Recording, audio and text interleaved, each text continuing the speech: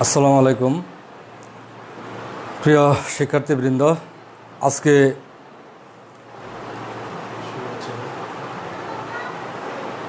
আজকে তোমাদের সামনে হাজির হয়েছি। গত ক্লাসের পরে আজকে আবার এই তারিখে 9/6/2020 আজকে আমাদের আলোচ্য বিষয় ফাংশনের চরম মান। আশা করি এই করোনা ক্রান্তি লগ্নে সবাই ভালো আছো এবং তোমাদের দয় আল্লাহর রহমতে আমিও ভালো আছি। তোমাদের প্রতি আমার একটা কথা থাকবে, আমরা যেন অপ্রয়োজনে বাইরে বের না হই, নিজে নিরাপদ থাকি এবং পরিবারকে নিরাপদে রাখি। তো ধন্যবাদ সবাইকে। আজকে আমরা শুরু করতে যাচ্ছি ফাংশনের চরম মান। তাহলে ফাংশনের চরম মান, তার আগে আমাদের প্রয়োজন সেটা হলো আমরা এই চরম মান নির্ণয় করতে গেলে আমাদের একটু প্রয়োজন হলো যে ক্রম বর্ধমান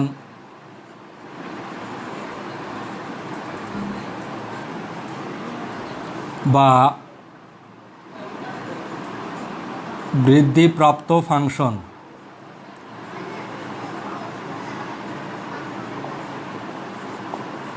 বৃদ্ধিপ্রাপ্ত ফাংশন আমরা এটাকে বলতেছি ইনক্রিজিং ফাংশন।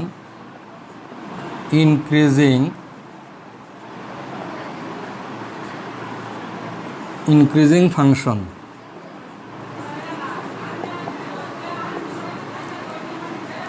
দুই নম্বর হবে আমাদের ক্রম হ্রাসমান বা হ্রাসপ্রাপ্ত ফাংশন।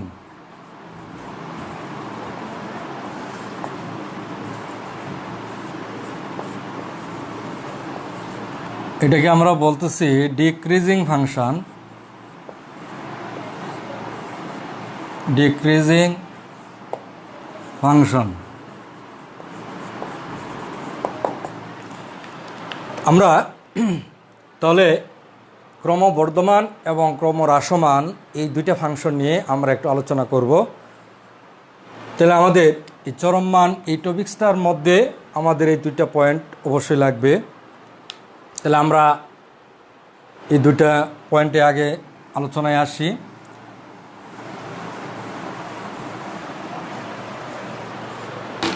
তাহলে আমাদের প্রথম আলোচনা হলো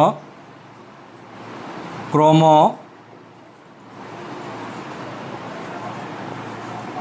বর্ধমান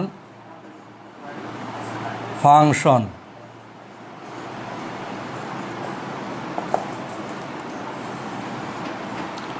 আমরা সরলরেখায় একটু আলোচনা এখানে দেখি। এক্স অক্ষ আর ওয়াই অক্ষ,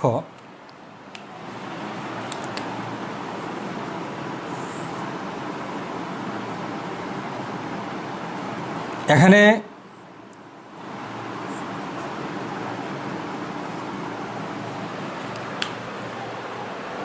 এবি একটি সরলরেখা।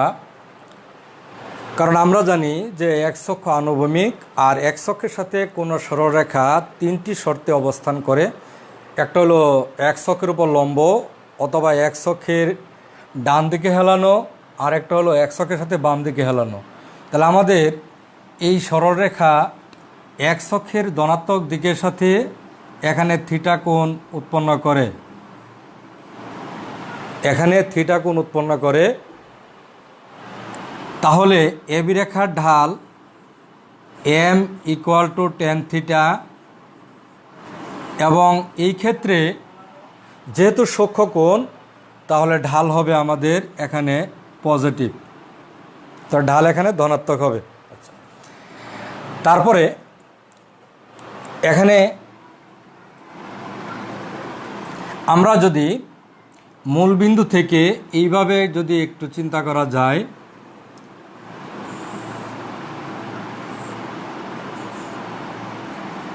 যে আমরা মূলবিন্দু থেকে যদি এইদিকে অগ্রসর হই, তাহলে এইদিকে অগ্রসর হলে এক্সের মান বৃদ্ধি পায়, এক্স বৃদ্ধি পায়, এক্স বৃদ্ধি পায়। তাহলে আমাদের এক্সের এই মানের জন্য এই পয়েন্টে আমাদের যে কোটি হবে, এই পয়েন্টে কোটি বেশি হবে, এই পয়েন্টে কোটি বেশি হবে, অর্থাৎ এক্সের মান এইদিকে বৃদ্ধি পাচ্ছে আর এইদিকে ওয়াইয়ের মান বৃদ্ধি পাচ্ছে, তাহলে ওয়াই বৃদ্ধি পায়, ওয়াই বৃদ্ধি পায়। তাহলে এখানে এক্স বৃদ্ধিতে ওয়াইয়ের মান বৃদ্ধি ঘটে, তাহলে এটা হলো আমাদের ইনক্রিজিং ফাংশন। তাহলে এখানে ইনক্রিজিং ফাংশনের মূল কথা হলো যে এক্স বৃদ্ধি হলে ওয়াই বৃদ্ধি পায়,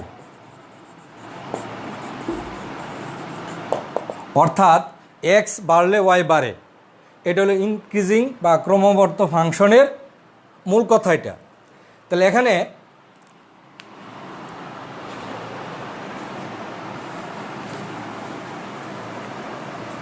তাহলে আমরা যদি এই কনসেপশন এই জায়গায় নিয়ে আসি এইভাবে, যে এখানে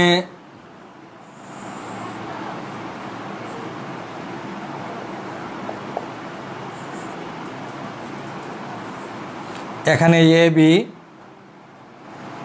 আর এখানে আমি একটি y equal to f x আমি একটা বক্ররেখা দিয়ে দিলাম, যে এটা হলো আমাদের y equal to f x একটা বক্ররেখা।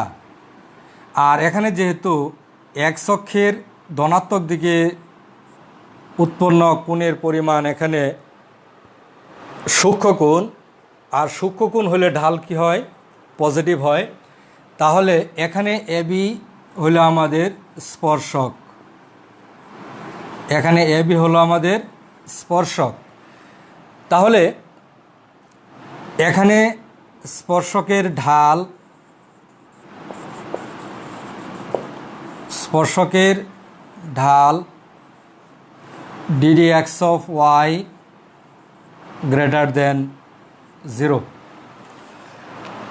তাহলে ক্রমবর্ধমান ফাংশন কাকে বলে, বা ক্রমবর্ধমান ফাংশন বলতে আমরা কি বুঝি?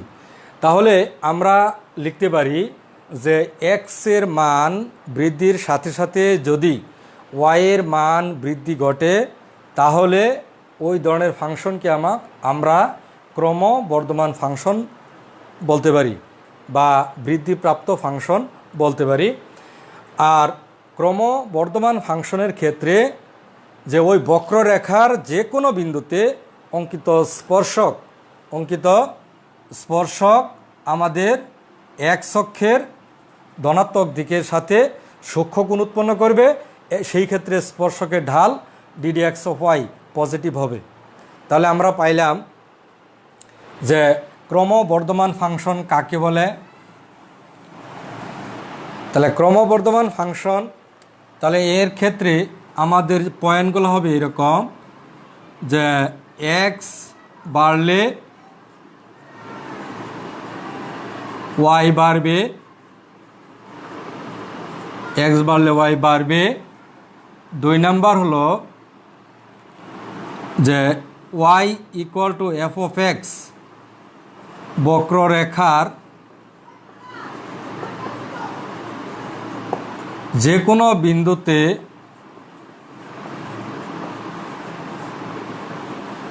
অঙ্কিত স্পর্শক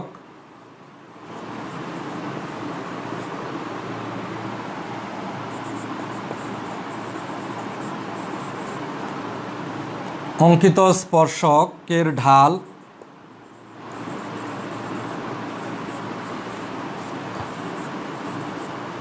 পজিটিভ হবে। তাহলে আমরা এই দুইটা পয়েন্ট আমরা পাইলাম। তাহলে এটা হলো আমাদের ক্রমবর্ধমান ফাংশনের ক্ষেত্রে। তারপরে আমরা আসি ক্রম হ্রাসমান ফাংশন।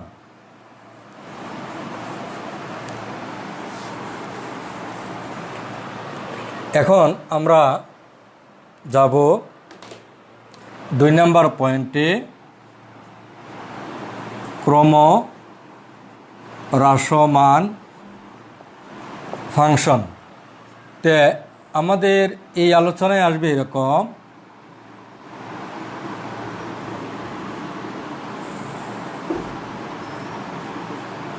যদি আমরা স্ট্রেট লাইন এইভাবে চিন্তা করি, এই সিডি একটি সরলরেখা, এই সরলরেখা এক্স অক্ষের ধনাত্মক দিকের সাথে স্থূলকোণ তৈরি করে।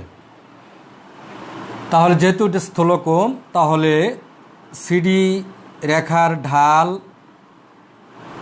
M negative. কারণ এগুলো আমরা জানি যে কোনো সরলরেখা এক্স অক্ষের ধনাত্মক দিকের সাথে স্থূলকোণ তৈরি করলে ওই সরলরেখার ঢাল ঋণাত্মক হয়। তাহলে আর এই ক্ষেত্রে একটু লক্ষ্য করি, মূলবিন্দু থেকে যদি আমি এদিকে অগ্রসর হই, তাহলে এক্স বারে আমি এক্স অক্ষ বরাবর মূলবিন্দু থেকে এদিকে অগ্রসর হলাম, এক্স বাড়বে। তাহলে আমাদের এই পয়েন্টে আমাদের ওয়াইয়ের যে মান থাকবে, এক্সের এই মানের জন্য ওয়াইয়ের যে মান থাকবে, এক্সের এই মানের জন্য ওয়াইয়ের যে মানগুলি আমরা পাব, সেইগুলো আস্তে আস্তে কী হবে, কমবে। তাহলে দেখা গেল ওয়াইয়ের মান কমতেছে, তাহলে এখানে ওয়াই কমে। তাহলে এক্স বাড়তেছে, ওয়াই কমতেছে। তাহলে আমাদের ক্রম হ্রাসমান ফাংশনের মূল কথা যে এক্স বাড়লে ওয়াই কমবে।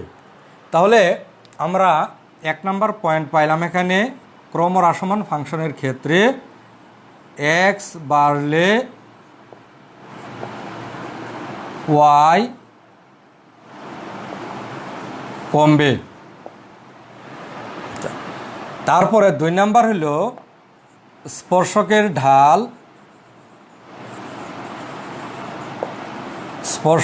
ঢাল dd x of y less than 0 হবে আমাদের ক্রম হ্রাসমান ফাংশনের ক্ষেত্রে। তো এখন আমরা যদি স্পর্শক নিয়ে আসি, তাহলে এরকমভাবে আমরা একটা ফিগার চিন্তা করতে পারি। সেটা হলো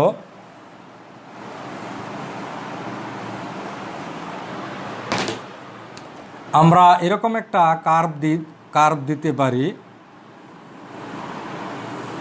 এরকম একটা কার্ভ যদি আমরা চিন্তা করি যে এটা Y equal to F of X, আর এই বিন্দুতে স্পর্শক এক্স অক্ষের ধনাত্মক দিকের সাথে স্থূলকোণ উৎপন্ন করে, আর এখানে কিন্তু ওয়াই কমে। যেহেতু ওয়াই কমে, তাহলে স্পর্শকের ঢাল এখানে আমাদের ঋণাত্মক হবে।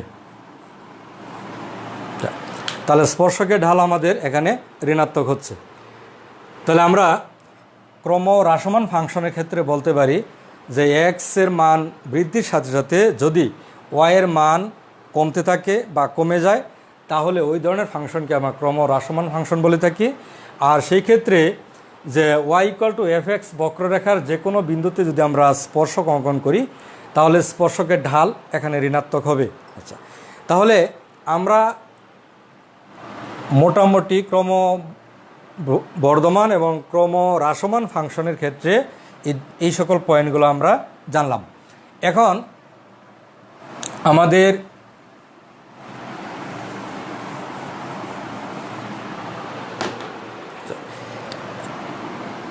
আমরা কিছু এক্সাম্পল দেব।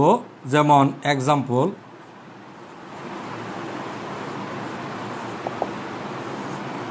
যেমন আমরা জানি যে এরকম যদি একটা ফাংশন লিখি যে y f of x equal to e to the power x, এটা আমাদের একটা সূচক ফাংশন, এক্সপোনেনশিয়াল ফাংশন। তাহলে এই ফাংশন এটা হলো আমাদের ইনক্রিজিং ফাংশন। এটা ইনক্রিজিং কেন? আমরা জানি যে এই ফাংশনটা যদি আমরা অঙ্কন করতে যাই তাহলে এক্সের মান যদি 0 দেওয়া হয় তাহলে ওয়াইয়ের মান 1 হয়, অর্থাৎ এটা 0 1 পয়েন্টে সেট করে এবং এটা এইভাবে ইনক্রিজ হবে। তাহলে এটা একটা ইনক্রিজিং ফাংশন। তাহলে আমরা বলতে পারি এক্সের সকল মানের জন্যই এটা সত্য এবং এটা একটা ইনক্রিজিং ফাংশন। এখন যদি এরকম হয় যে y equal to x square, তাহলে আমরা জানি এটা একটা প্যারাবোলা, পরাবৃত্ত। তাহলে আমরা যদি তার এখানে ফিগার অঙ্কন করতে যাই, এই পরাবৃত্ত মূলবিন্দু দিয়ে যাবে, মূলবিন্দুগামী এবং এইরকম হবে, ওয়াই অক্ষের সাপেক্ষে প্রতিসম হয়। আর এখানে তাহলে এখানে আমাদের এই ব্যবধিতে এই ফাংশনটা ডিক্রিজিং, আবার এই ব্যবধিতে এই ফাংশনটা ইনক্রিজিং।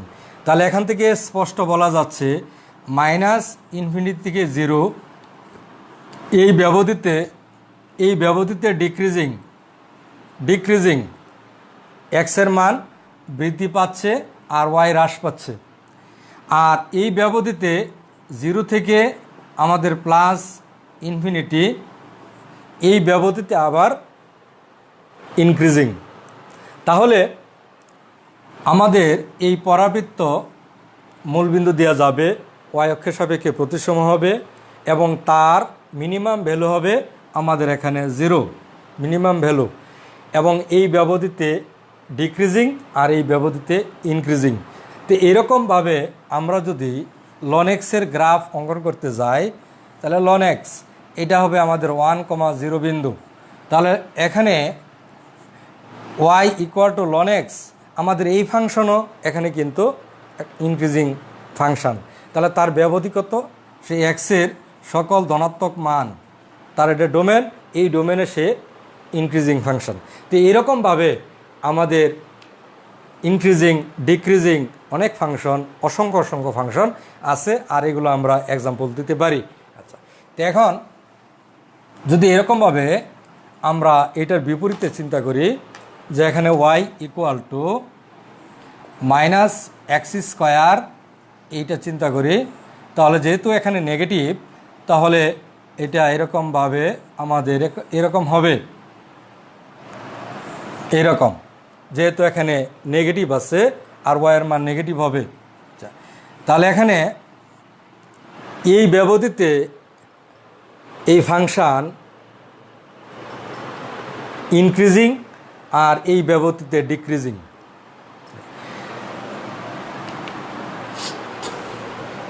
তাহলে প্রিয় শিক্ষার্থীবৃন্দ, আমরা যদি এরকমভাবে বিভিন্ন ফাংশন নিয়ে আমরা চিন্তা করি তাহলে আমরা ডিক্রিজিং, ইনক্রিজিং এরকম বহুত ফাংশন পাবো। যেমন এখানে যদি এরকম আমরা আরেকটু ভাবি যে পরমাণু ফাংশন নিলাম, আর এই ফাংশনের সাথে আমরা সবাই পরিচিত।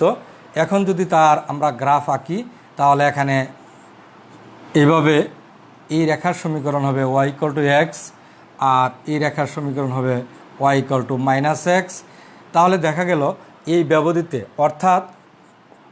অর্থাৎ আমরা স্পষ্ট বলতে পারি -∞ থেকে 0 এই ব্যবধিতে সে ডিক্রিজিং, আবার 0 থেকে +∞ এই ফাংশন যে f(x), তাহলে আমরা যদি তাকে আবার লিখি যে f(x) ইকুয়াল টু, এখানে হলো আমাদের +x আর এখানে f(x) ইকুয়াল টু কত আমাদের -x, তাহলে তাকে আমরা এখানে যদি ফাংশন করে লিখি f(x) ইকুয়াল টু +-x, তাহলে আমরা এইভাবে লিখতে পারি।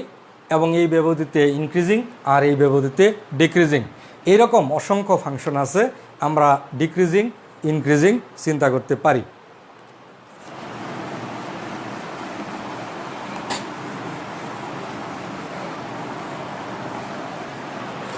তাহলে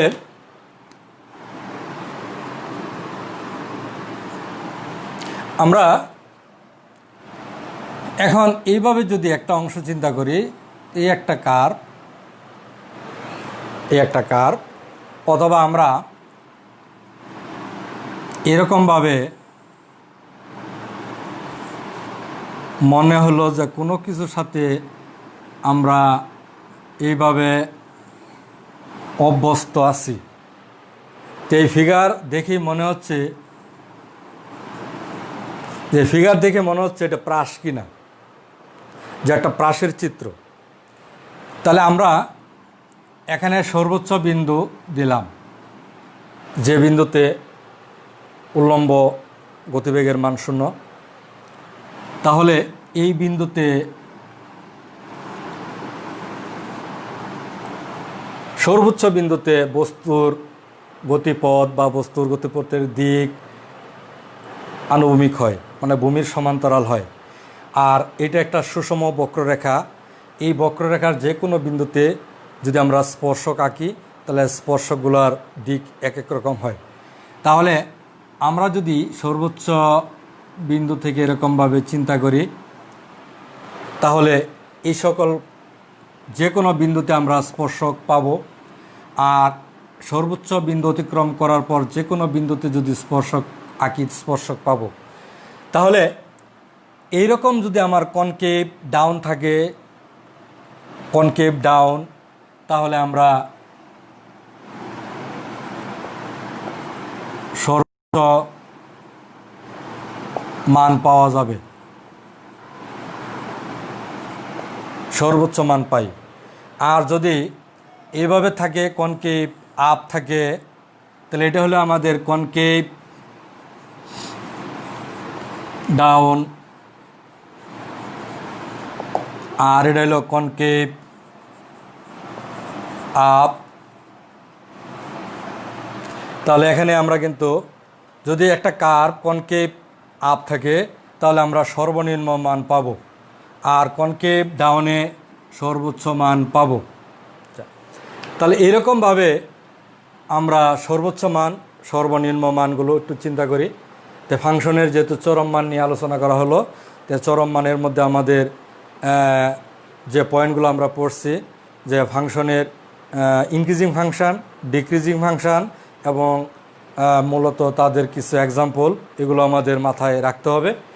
আর একটা হলো যে একটা ফাংশনের কোনো সময় যদি আমরা কার্ভ এরকম দেখি, তাহলে কনকেভ ডাউন মানে যদি থাকে, আমরা এরকম অংশ থেকে সর্বোচ্চ ম্যাক্সিমাম মান পাবো। আর এইরকম যদি কনকেভ আপ থাকে, ওখানে আমরা সর্বনিম্ন মান পাব। তাহলে এখন আমাদের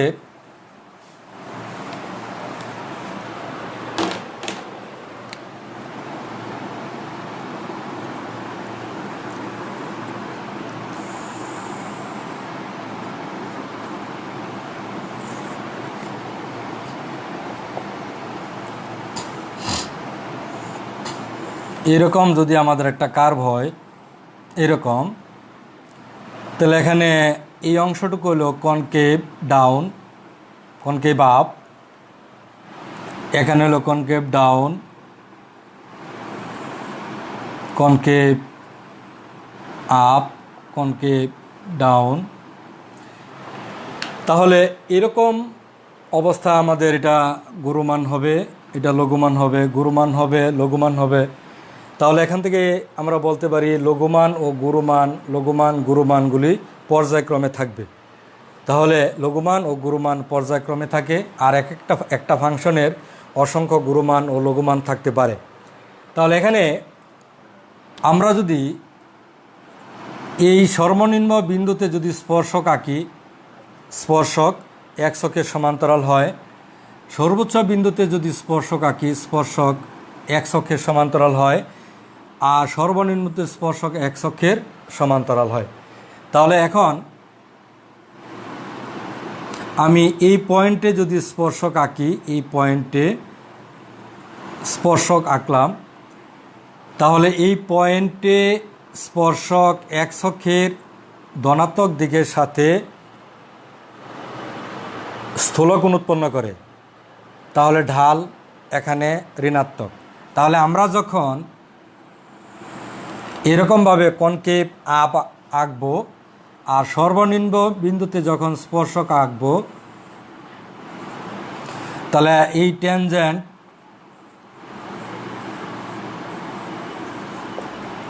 তাহলে স্পর্শক এক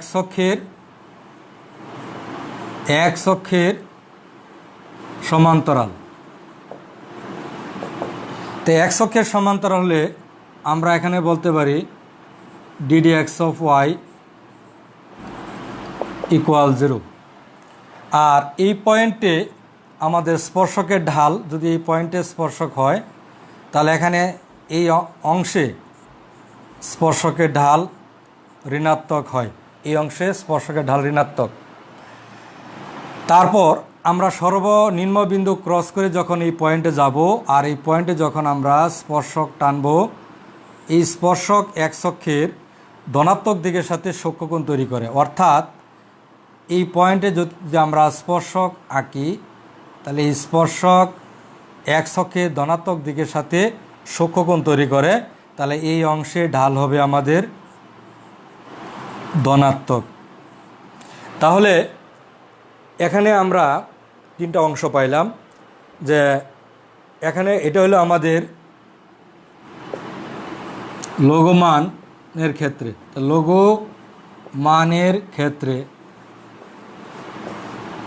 লঘুমানের ক্ষেত্রে স্পর্শকের ঢাল ঋণাত্মক থেকে ধনাত্মক হয়, যে এই অংশে ঋণাত্মক, তারপরে স্পর্শক এক অক্ষের সমান্তরাল মানে ঢাল শূন্য। তারপর এই চলমান বিন্দুর গতিপথ, আমরা এই অংশে যদি যে কোনো বিন্দুতে স্পর্শক আঁকি, তাহলে এই স্পর্শক এক অক্ষের ধনাত্মক দিকের সাথে কি করে সূক্ষ্মকোণ তৈরি করে, তাহলে স্পর্শকের ঢাল কি হয়, আমাদের ধনাত্মক হয়। আচ্ছা, তাহলে লঘুমানের ক্ষেত্রে স্পর্শকের ঢাল ঋণাত্মক থেকে ধনাত্মক হয়। আচ্ছা, এখন আমরা এই গুরুমানে আসি। তাহলে আমরা 1 নম্বর পয়েন্ট এখানে লিখতে পারি যে লঘু মান বা ক্ষুদ্রতম মানের ক্ষেত্রে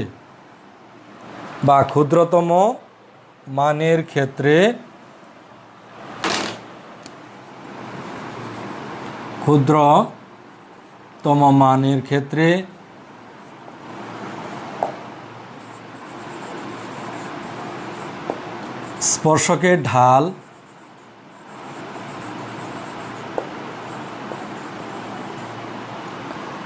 ঋণাত্মক থেকে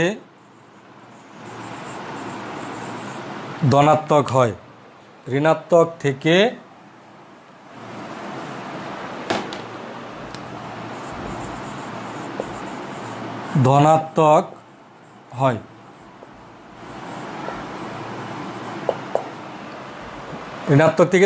হয়, তাহলে আমরা ক্ষুদ্রতম মান কোন সময় পাই, যখন আমার কনকেভ আপ থাকে, এরকম ক্ষুদ্রতম মান এই পয়েন্টে। আচ্ছা, আর আমাদের যখন এরকম থাকবে, যখন একটা কার্ভ থাকবে, তখন এই পয়েন্টে হবে আমাদের স্পর্শক এক অক্ষের সমান্তরাল। তাহলে এই অংশে আমাদের স্পর্শকের ঢাল শূন্য হবে এই পয়েন্টে। আর এই অংশে আমরা যদি বক্ররেখার উপর যে কোনো বিন্দুতে একটা স্পর্শক অঙ্কন করি, তাহলে এই স্পর্শক এক অক্ষের ধনাত্মক দিকের সাথে সূক্ষ্মকোণ তৈরি করে বিদায়, তাহলে এই অংশে আমাদের ঢাল হবে D D x of Y greater than 0 positive. আর এই অংশে যদি আমরা যে কোনো বিন্দুতে একটা স্পর্শক অঙ্কন করি, আর ওই স্পর্শক এক অক্ষের ধনাত্মক দিকের সাথে স্থূলকোণ উৎপন্ন করে বিদায়, এখানে ঢাল আমাদের কি হয়, ঋণাত্মক হয়।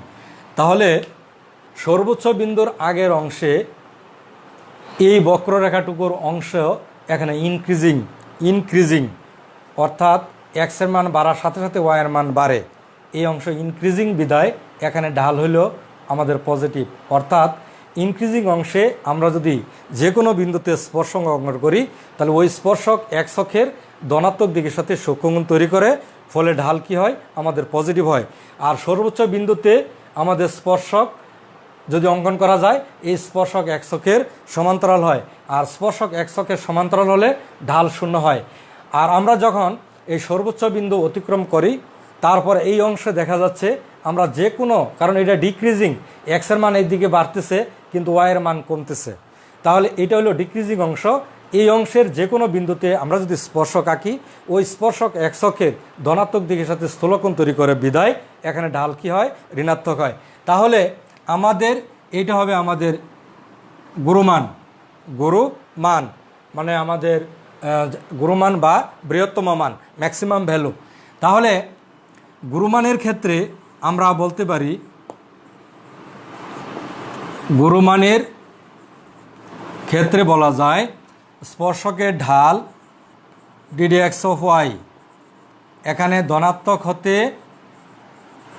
ঋণাত্মক হয়, ঋণাত্মক হয় গুরুমানের ক্ষেত্রে। তাহলে প্রিয় শিক্ষার্থীবৃন্দ, তাহলে আমরা ফাংশনের চরম মান নিয়ে আজকে আমরা যে আলোচনা করলাম, তাহলে এখানে চরম মান মূলত হলো ফাংশনের লঘুমান এবং গুরুমান, দুইটা মানকে আমরা একত্রে চরম মান বলে থাকি। তাহলে তার আগে আমরা পড়লাম ইনক্রিজিং এবং ডিক্রিজিং ফাংশান।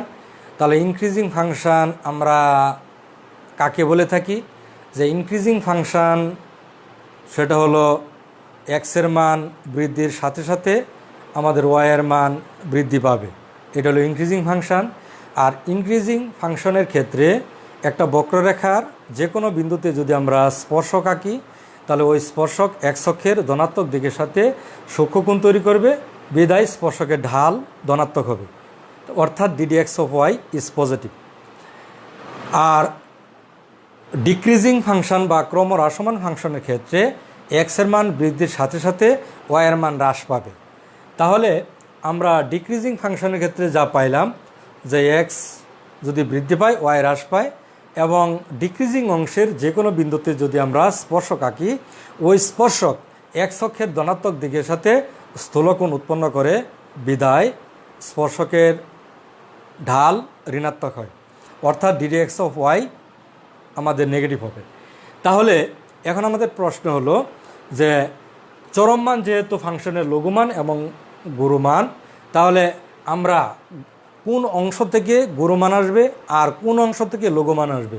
তাহলে আমাদের যদি কনকেভ আপ অংশ দেখি, এখান থেকে লঘুমান আসবে, আর যদি কনকেভ ডাউন, তাহলে এইরকমভাবে যদি কনকেভ ডাউন অংশ দেখি, তাহলে এটা থেকে আমাদের ম্যাক্সিমাম ভ্যালু আসবে, মানে গুরুমান। তাহলে এরকম যদি কার্ভ থাকে নিম্নমুখী, তাহলে এই অংশ থেকে গুরুমান পাওয়া যাবে, আর এই অংশ থেকে আমাদের যদি ঊর্ধ্বমুখী থাকে, তাহলে এই অংশ থেকে আমরা লঘুমান পাব। তাহলে আমরা লঘুমানের ক্ষেত্রে এখানে আমরা পাইলাম যে স্পর্শকের ঢাল, যে ডিডি এক্স অফ ওয়াই এর মান ঋণাত্মক থেকে কি হয়, আমাদের পজিটিভ হয়, অর্থাৎ এত হতে আমাদের ডিডি এক্স অফ ওয়াই এত হয়, এত থেকে এত হয়। আর গুরুমানের ক্ষেত্রে স্পর্শকের ঢাল ধনাত্মক হতে আমাদের ঋণাত্মক হয়। এখন এইটুকু জাস্ট আমাদের সার কথা। এখন আমাদের মূল কাজ হলো যে একটা ফাংশনের আমরা কিভাবে চরমানগুলো নির্ণয় করতে পারি, বা নির্ণয় করার আমাদের প্রসিডিউরটা কী, পদ্ধতিটা কী। তো এখন এইটা হলো যে আমাদের একটা বক্ররেখাকে আমরা ফার্স্ট ডেরিভেটিভ করলাম, মানে প্রথম অন্তরজ করলাম। প্রথম অন্তরজ করার কারণে এটা স্পর্শকের ঢাল হয়ে গেল। তাহলে আমাদের সেকেন্ড অন্তরজ, second derivative, third derivative, fourth derivative, এইভাবে আমরা একটা ফাংশনের গুরুমান লঘুমান নির্ণয় করতে গেলে আমরা অন্তরজ পরীক্ষা আমাদের করতে হবে, মানে ডেরিভেটিভ টেস্ট। আর ডেরিভেটিভ টেস্টের মধ্যে সবচেয়ে মিনিমাম ডেরিভেটিভ টেস্ট হলো সেকেন্ড ডেরিভেটিভ টেস্ট, ওইটা হলো অন্তরজ পরীক্ষা। তাহলে আমরা